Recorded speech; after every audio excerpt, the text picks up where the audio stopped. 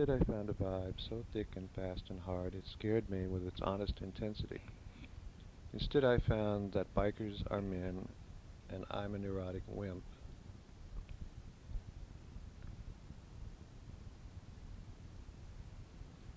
looking to score cheap shots. I like the no bullshit brotherhood here, and I like these outlaws. And I'm proud that some of them, like Sam, like me. I grab Sam hard, and he pulls me against his huge beer gut and shakes with a thundering ha ha ha that says it all. I'm so damn glad to call this ugly freak my friend.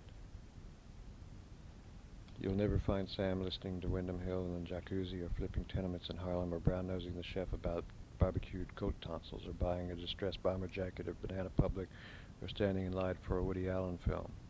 Fact is, you'll never find Sam at all unless he finds you, and if Sam finds you, forget it. He'll give you the shirt off his back, bam, just like that. Ugly night outside, I say. I never saw an ugly thing in my life, he replies. Pow. Shufflehead Sam is wearing a black t-shirt with a picture of Colonel Sanders sodomizing a fat hen with the caption, best fucking chicken in town. And it is ripped to reveal one hairy nipple pierced with interlocking rings. From one pierced ear hangs a chrome treble fishhook. And it's not some jive-ass punk trinket from St. Mark's Place, but a real fucking fishhook. He chomps his cigar and shakes his whole 300 pounds like a tub of jello as he dissolves in bubbly laughter. What's so funny? I was just trying to picture you, Charlie. Again he breaks up, giggling maniacally. Picture me what? Picture you, he pants. Oh man, picture you, Charlie, with a big black swastika on your forehead. Not my style, man. Well, it's gonna be if Tattoo Tommy catches up with you. He's been dishing your ass something fierce, Charlie. Says he's gonna Nazify your forehead. You hip to that? Well, if I was you, dude, I'd keep my eyeballs peeled, know what I mean? I feel the sudden flush of fear as I feel the sudden flush of fear. Tommy is a regular at these parties.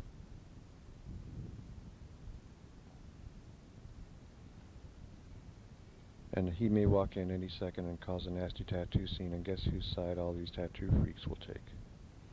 Meanwhile, laughs Sam, how you been, dude? How'd that video turn out? Great, I say. There's this priceless scene of you at Boot Hill, drunk as a skunk, sucking on a tattooed tit. Oh man, he moans, I was so sick the next morning I gave up drinking for a day. No shit. Gospel truth, bro. Send me a copy of that video. It's $40. Not to me it ain't, I'm the star. Okay, but don't copy it. Charlie, he says, wrapping me in one beefy arm, you gotta understand one thing, man. Nobody tells me what to do. Nobody, alright? Suddenly 2 hands blind my eyes. A sexy voice says, guess who? And I feel a pair of watermelon tits poking my back. Alice? You ain't just pissing in the wind, Charlie McGee, she laughs. Dallas Alice. Hanging out in bad company again? Is there any other kind? Not by me, what's shaking? I just had my pussy pierced. Outer lips? Yeah, 2 rings, 1 on each side. Can I see? Not here, honey. Come by the studio. Oops, there's Casey. Miserable fuck owes me $100. Excuse me, Charlie. I look around. Shufflehead Sam has disappeared. I hit my stash for another beer and spot Big Mama T, Tricia Thunderthighs, editor of Tattoo Magazine. I nod hello. She looks away. My stomach tightens.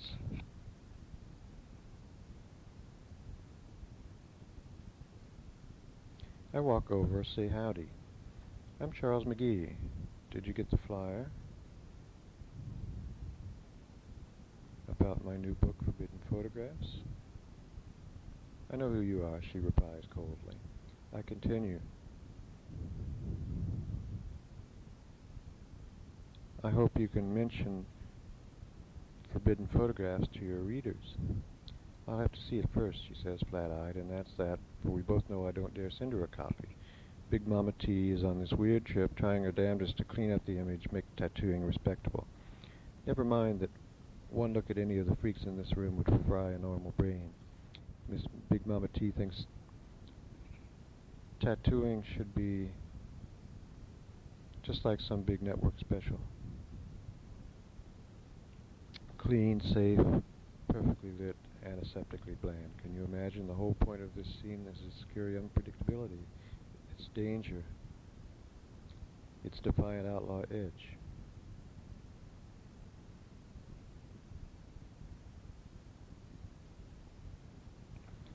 Imagine this same scene rated G, edited for television with some yo-yo in stick-on tattoos crooning it's hip to be square. Sure, pal. I remember a hilarious scene. The last tattoo convention, sitting in the bar of the Miami Hilton watching the unbelieving expressions of disgust and horror as the straight Love Boat tourists discover that the hotel is packed with 2,000 inky outlaws, half-naked hordes.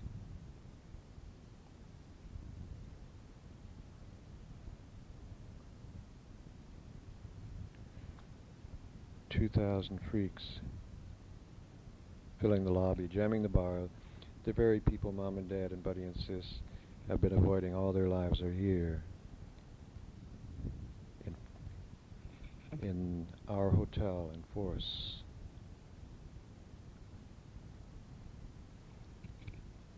Yow. And horror of horrors, there appears a glittering wedding party, all Marvins and Esthers in polyester and gold chains. And they're freaking because they paid serious bucks for this fancy reception and no one hipped them that it was the tattoo convention. Super Bowl of weird. I see the whole terrified wedding party walking the tattooed gauntlet, blue-haired grandmas grasping their purses to shriveled breasts.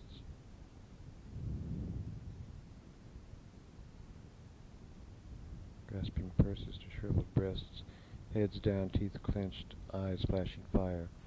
And one little putz finally snaps and yells at a drunk biker, and the bro simply growls, and this little jerk runs screaming to find security. Hotel security. And yet Big Mama T thinks I'm giving tattooing a bad name. Me, just because she caught me taking a few tit shots at the convention. Just because I crashed the members-only ball with the sleaziest piece of scooter trash I could find. I mean, a junkie chick so scuzzy even the outlaw bikers looked at her funny. Shit, can you dig the shame, the indignity of being thrown out of a party of tattooed freaks? Christ, I knew Big Mama T would remember.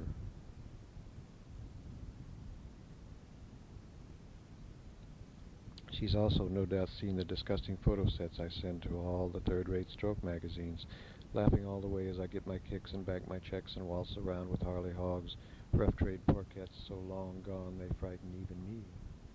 I mean, who needs Charlie McGee? Oh, mea culpa, mea maxima culpa, boys. But still I stand, enduring her stony stare, spouting all kinds of bullshit about having published 3 books on tattooing, begging this self-righteous bitch to plug a book with chapters like Tattooed Fetus, Dell's Cock, and Tats for Twats. Sure, Charlie. Big Mama T gives me one last scorching look and turns to walk away. And I know it's time to switch to hard stuff. For my personal stress barometer has just jumped by a factor of 5, and the single lewd I dropped hours ago is simply not enough.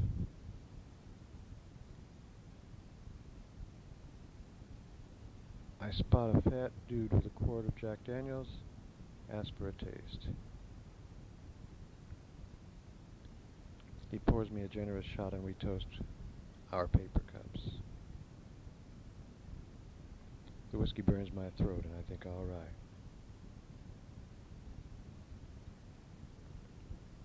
Next to me,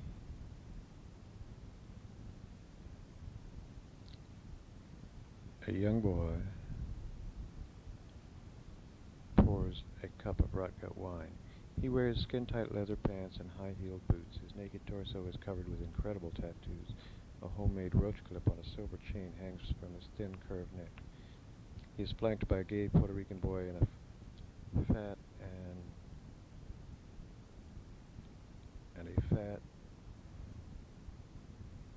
fag in a cheap toupee. All three are covered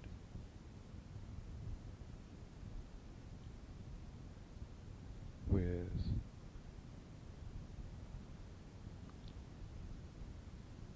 amazing color designs. Eagles, snakes, demons, bats, fish, marijuana leaves, thorny rose stems surrounding pierced nipples. Incredible. I hear the older guy, I hear the fag say he's the tattoo artist, and the young hunks are his canvases. And I flash that they can pay with their hot buns and deep throats, and the old guy loves every minute of this show and tell. I move closer, listening. The needles sting, he says, winking at me. Sting and cut and color the skin forever, and how my boys beg for it. These beautiful boys come to my studio, strip off their clothes and wag their tough little asses in my face and beg me to stick them with my magic needles. He smiles knowingly at the young hunk in leather. Just last week I tattooed this boy, he smiles, an absolutely exquisite tattoo, a lavender fleur-de-lis floating in a ring of sperm right above his cock. Show us, Patrick.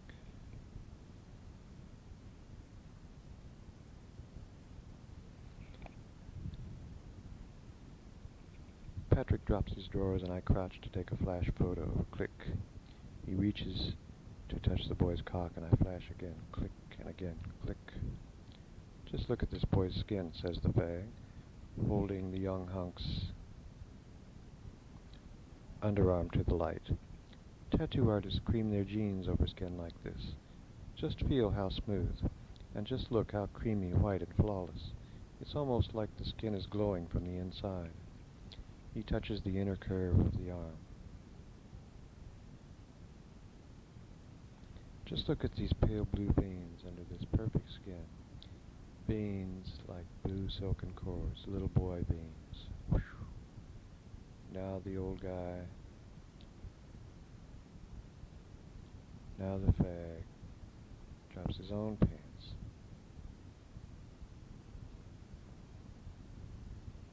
There is a giant tattoo covering his whole upper thigh. I bend to examine it closely and catch a whiff of pubic sweat. The tattoo shows the Gemini twins, each tattooed, each with a huge boner, floating arm in arm in pink fluffy clouds. I focus, flash. More clothes come off. Somewhere music is playing and I am flashing and the old guy is fingering the Puerto Rican's nipples and snapping his purple jockstrap. And young hunk is half hard now and everyone is talking at once and it is dizzy and fun like champagne.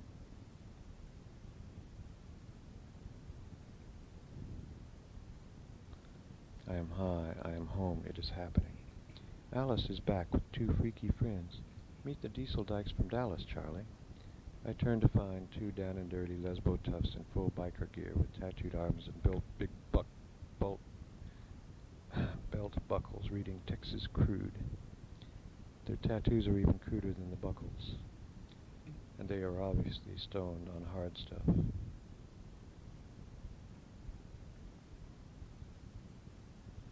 Stoned on serious stuff. Show Charlie your spaceship, says Alice. Diesel Dyke 1 unbuckles, unzips, drops her leather pants to show a flying saucer exiting her asshole. So that's where they come from.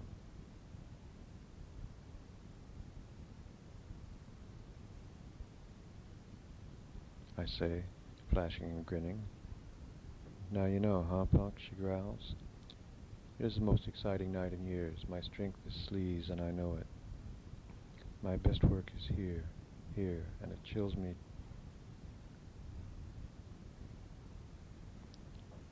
Every time I remember that this is it. Just look at my photographs. Porn stars, stump fucking porn stars.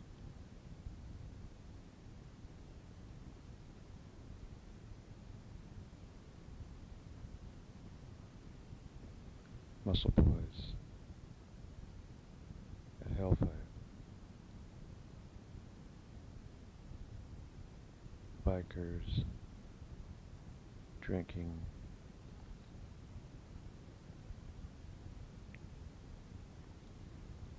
recycled beer from motorcycle boots. Diesel dykes with extraterrestrial assholes. Young hunk drops his clothes, stands naked in the middle of the room. Flash. The diesel dykes each grab a tattooed tit. Flash. The old guy grabs his cock. Flash. The trio moons the camera. Flash.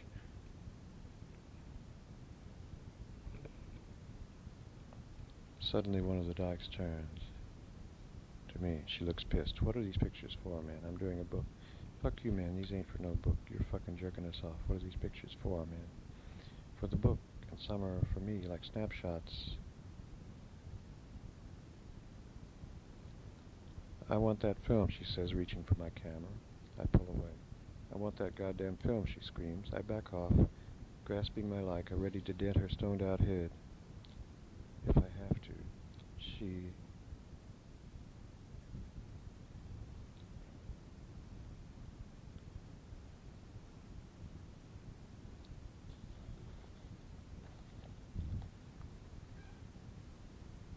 grabs at my camera.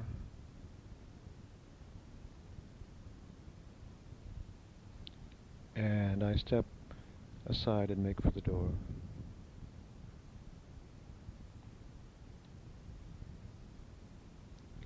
A bottle shatters above my head as I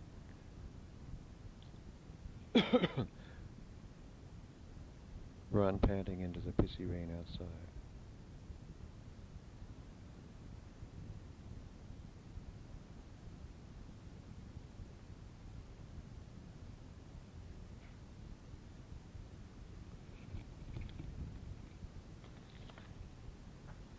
'31. Miss Tweedy cracks my case folder, fingers a paper, frowns as she scribbles something.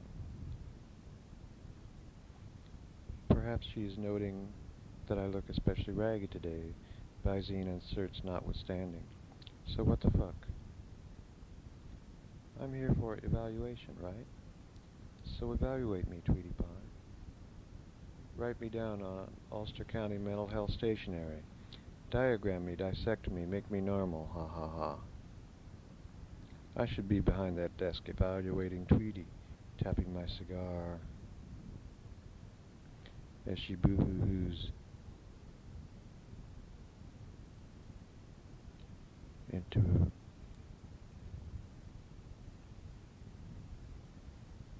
a Kleenex and cries that all the men she meets are weak and diseased, and her biological clock is ticking, and she's always been a good girl. Tweety clears her throat, and my fantasy goes poof. All right, she says sternly. Today let's talk about love, sex, and relationships. Well, Karen, I manage to get my dick wet every now and again. How about you, sweetie? Does your dream date wear a little toothbrush, mustache, double knit slacks, alligator shirts, Old Spice, cologne? Does he party hardy? Do you fuck? Do you suck? Do you swallow? Describe your first marriage. We met in New York at a crazy party in Greenwich Village with Charlie Mingus singing Eat That Chicken Bop Bop A Doo on the stereo, and funny purple flowers in quart beer bottles, and one guy hanging bare-ass naked from the fire escape yelling that he's Jesus, and me and Jenny dry humping on a squeaking bed.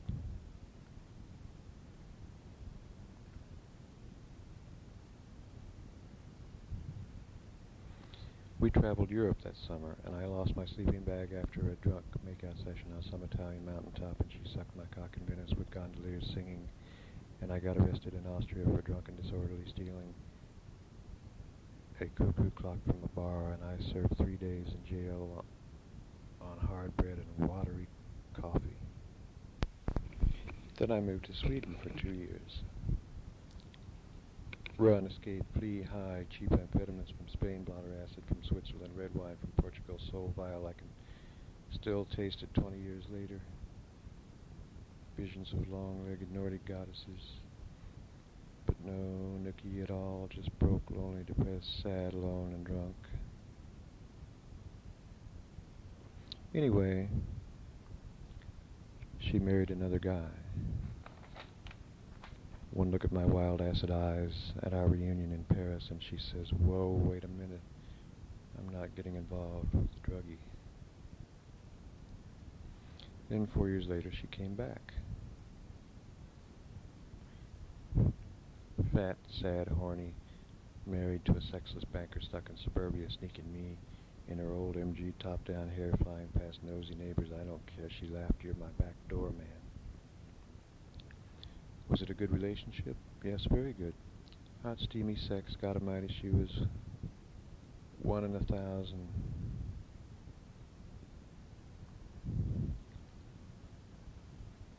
And our love was total, and we were one, and I was the luckiest guy in the world, and someone sent this angel to save my soul. "You're such a good lover," she'd say, and I'd melt with joy, my God, every time she spread her wings.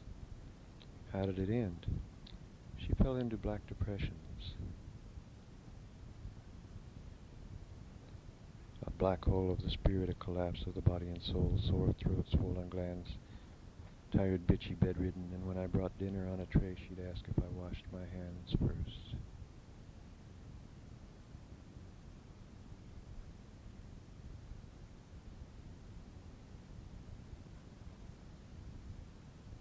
And then she started in with all this wacky New Age stuff, weird workshops with all these holistic quacks. Plus she started hanging out with all these heavy feminist types, and her dyke friends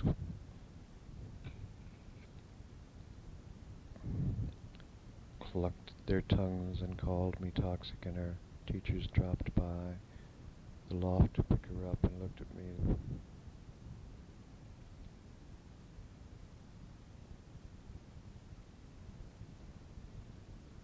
Looking at me with faint disdain, and old wifey starts spending my hard-earned bucks like there's no fucking tomorrow on dream workshops, faith healers, past life therapy groups,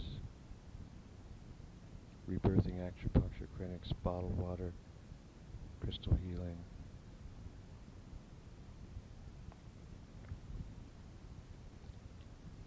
Even a $500 canceled check for something called the Miracle of Rainbows.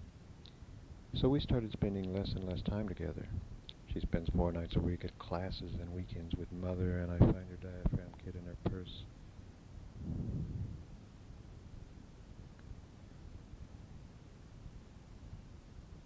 And when she turns up pregnant, I know it's not mine, and I tell her so. And then, one night, she made this terrible soybean casserole and something snapped, and I said, "Look,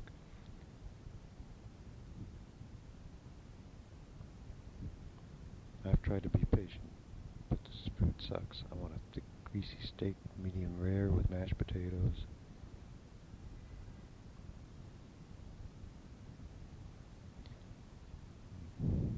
Dripping in butter.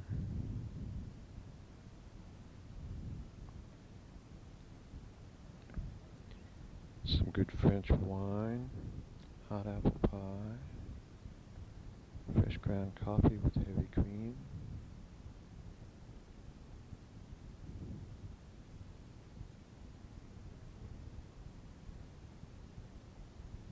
Three sugars and a triple shot of 4-star cognac.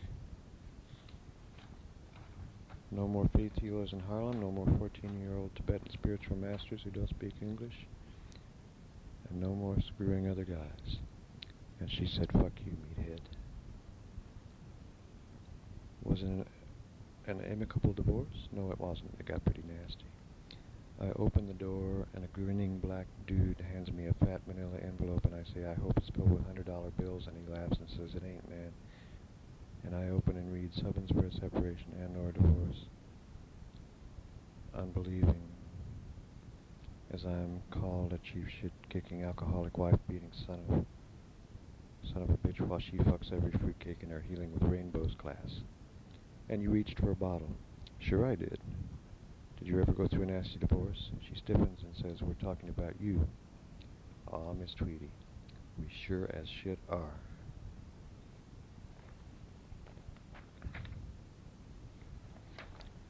Tell me about your second wife, she says.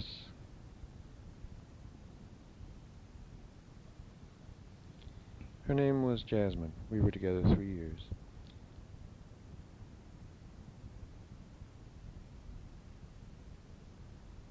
How did you meet?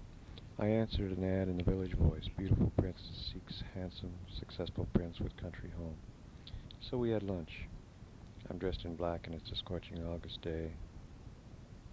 And I show up, sweaty beard and sunglasses, and her East Side doorman gives me the bad eye, and she's beautiful all right, but has this 1,000-yard stare, IQ in double digits. Well, I'm handicapped too, I said, and besides, I haven't been laid since Easter.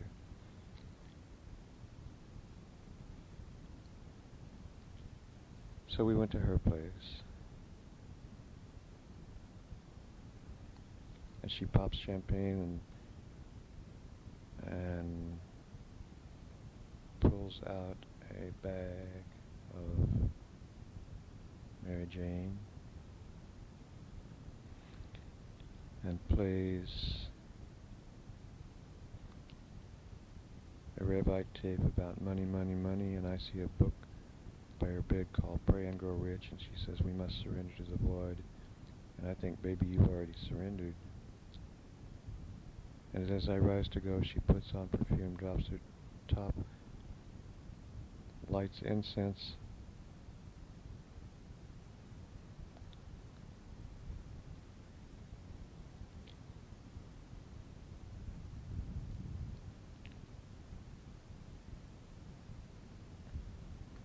turns up the rock and roll.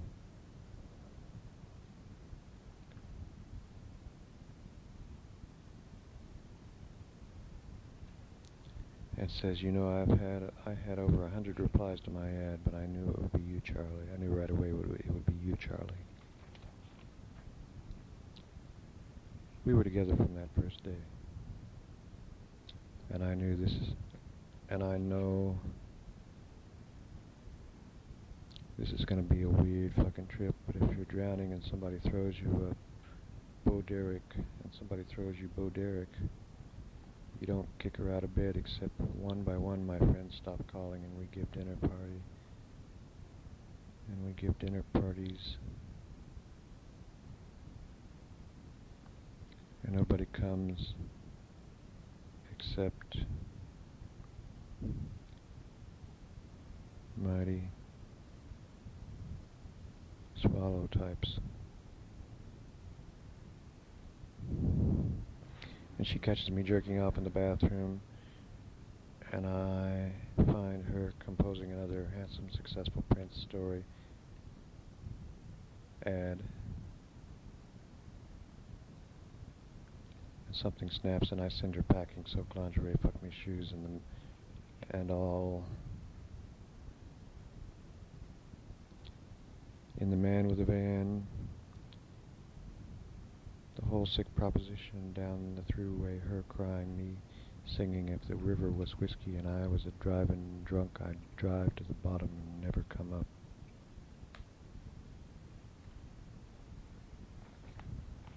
.32 Woodstock. I wake to find a winter wonderland, every branch and twig frosted in sparkling white. I poke Candy, she moans and pulls the pillow over her head. I slip into my heavy robe and down booties, pad to the kitchen, turn on the coffee maker. Nothing happens, no electricity. Oh boy. As I stand in the pale window light, downing vitamins and OJ, marveling at the awesome beauty of this fairy landscape, it hits me. We are out of food,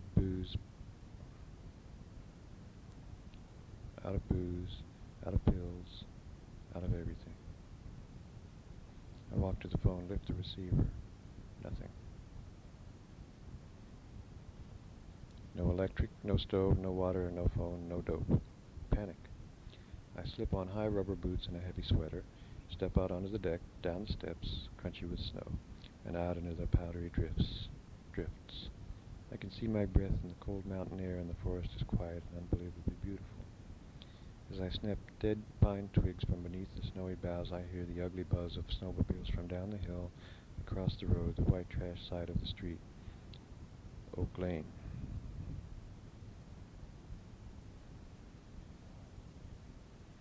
Simultaneously, Candy yells from an open window, "Hey, there's no electricity." I knock the snow from my boots, carry twigs to the wood stove, wad a newspaper, build a teepee of twigs, light a hot little fire to heat coffee water. Cindy appears, looking pissed. "So now what do we do?" she moans. "Go fucking skiing or what?" "We're snowed in, hun. This sucks." "Look," I smile, "I'm making a fire and heating water for coffee. After we have coffee, I'll shovel the driveway. As soon as the access road is plowed, we'll go to town, okay?" She makes a face, stomps back to bed. I fetch the teapot, fuss with the fire, wishing to hell I had a beer. Minutes later, I place 2 steaming mugs of coffee on a tray and walk to the bedroom. As I lean to smooch her, she pulls away. "Charlie, it's not working." "What's wrong?" "Everything. Look, I told you." I still have a lot of hurt and pain. I'm not as together as I look. And I just don't have any feeling for you right now. Right. Just what I need. First she tells me what a twisted coke horse she's been. Sleeping with winos and blowing Puerto Rican junkies 3 at a time. Spreading those long white legs for bums twice my age. Even fucking Alex from Deanie's a couple of times. Alex. And now she wants to straighten out on my time.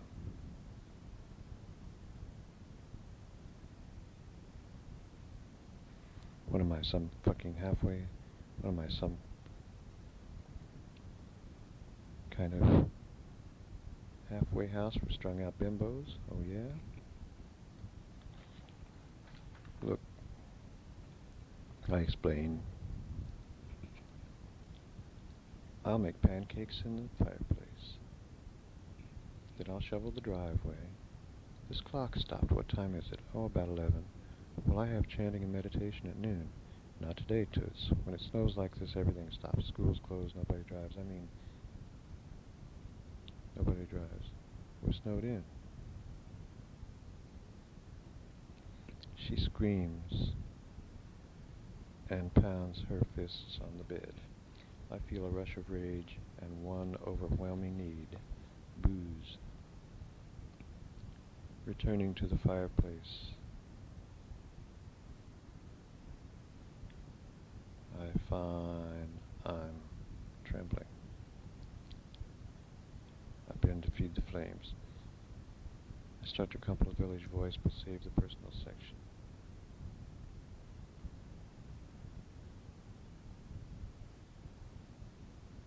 The way things are going, I'd better cover my bases.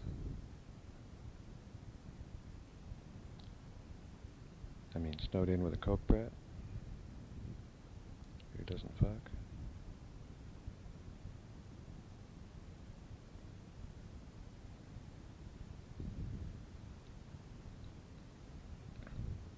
You know what, she shouts, I have this rash on my leg, right by my pussy. Either I'm allergic to you or we both have herpes. I feel my stomach tighten. Good morning. 33. Candy and I crunch down the unshoveled driveway and mush the half-mile to my neighbor AJ's.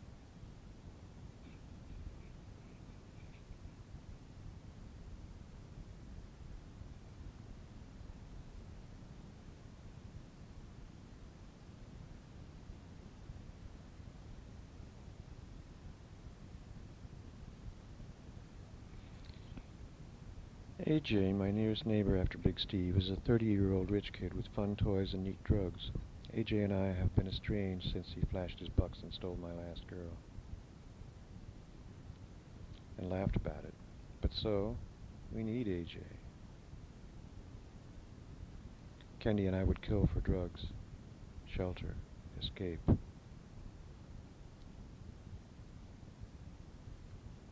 AJ's our man.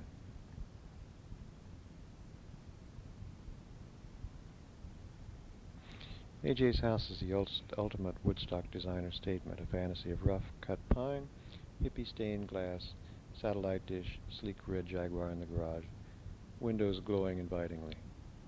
We approach heaven.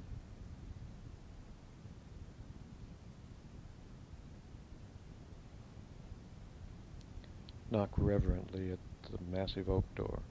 AJ's chubby face appears in an upstairs window. Charlie, hi. Quite a snow, huh? I'll be right down.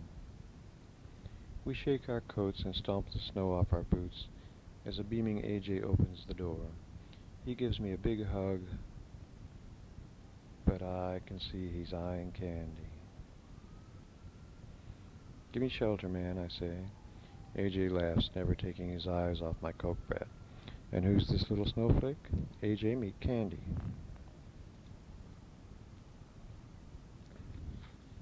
Well, hello. Walk right in, sit right down.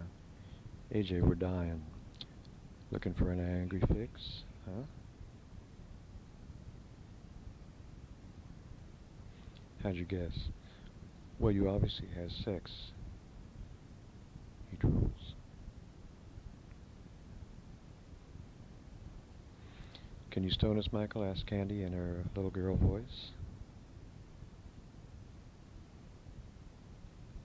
Of course, laughs AJ. Of course I can stone you. Come in, for goodness sake. The house is messy beyond belief. The houseplants are dead and the whole place smells of cat shit. On the table are molded containers of Chinese food, an overflowing ashtray stinking of cigars, an empty magnum of Grand Marnier, two crushed packs of French cigarettes.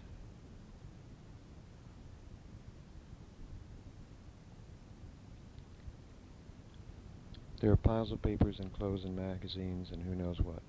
I see New York Magazine open to personals.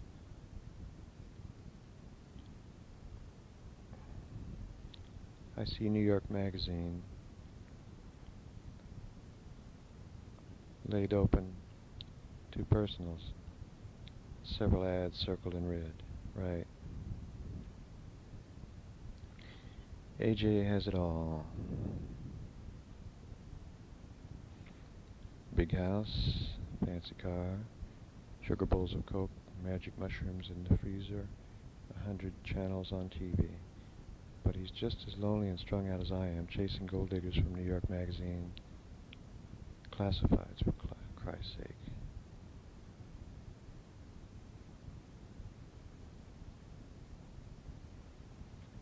AJ is suffering through a megabuck divorce. A world-class divorce. Oh, so contested. And he is so good at playing the wounded wimp. I dig the little burn hole in his red smoking jacket as he turns to open the antique liquor cabinet. Poor little rich kid, 40 years old and still whining. Daddy, can I have a satellite dish? Mommy, wipe my poo-poo. Where's the maid? He opens the hand-carved doors of the liquor cabinet and my heart jumps at the sight of all that expensive booze.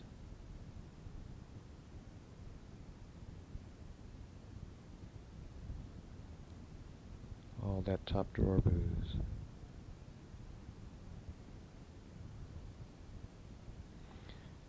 Full quart bottles, Wild Turkey, Martell 5-Star, Johnny Walker Black, Don Cuervo, Cuddy, Stoli, Myers Dark Rum, Lord have mercy. I breathe deep and stand a sigh of pure relief.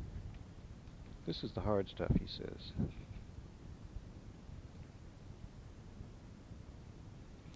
Then there's the wine cellar, of course, and I have cold Heineken.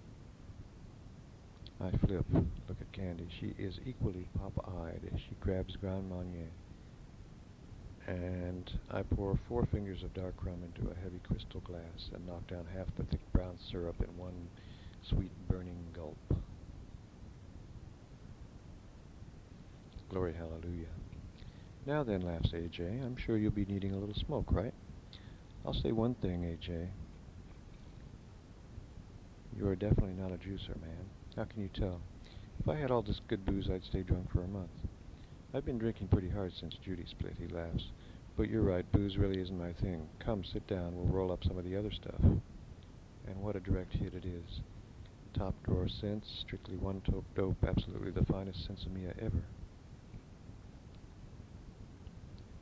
We are completely and instantly zonked. We sit stupefied, gulping our drinks like zombies. We've been here maybe 3 minutes.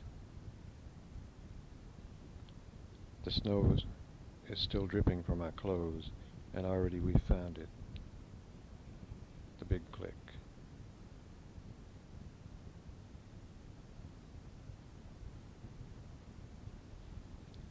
I've been into some fabulous coke lately, he says, and I'd catch Candy giving him that look, you know, that keep me high and I'll fuck you forever look.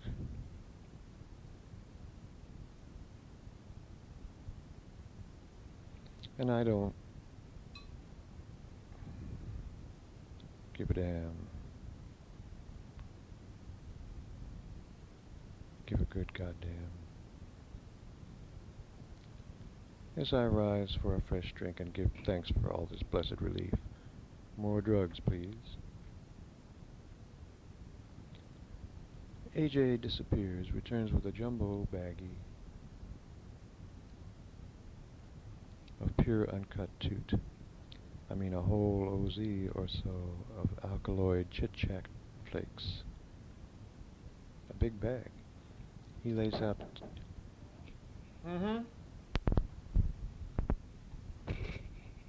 He lays out... Let's see here. He lays out 6 generous lines on a little purple mirror and says, dig in, guys. Candy goes first, snort, snort, snort, and passes the straw to me.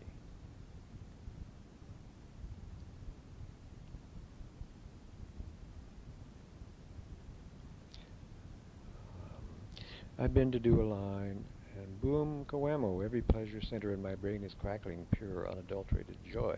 Yow.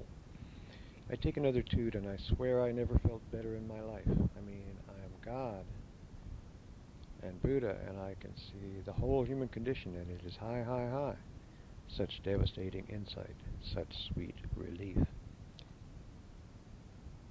AJ sniffs too, and zoom, we are jabbering like 3 stone magpies. Coke wrapping, each of us certain we are seeing right through the bullshit, right to the core, and it is all too clear, and the Coke has made us whole and set us free, and everything clicks and is interconnected, and we are one with it. Candy relights the fat joint and passes it to me, and I take another poke and feel the top of my brain flying away, and oh, mama give me dope till I croak, and who the fuck cares if Candy and AJ are flirting, which I see so clearly, and which I dismiss as just another stupid mindfuck. Like, what's the goddamn difference as long as I feel like this? I mean, let it go, cut loose the whole freaking trip, just pass the drugs, son. Zow.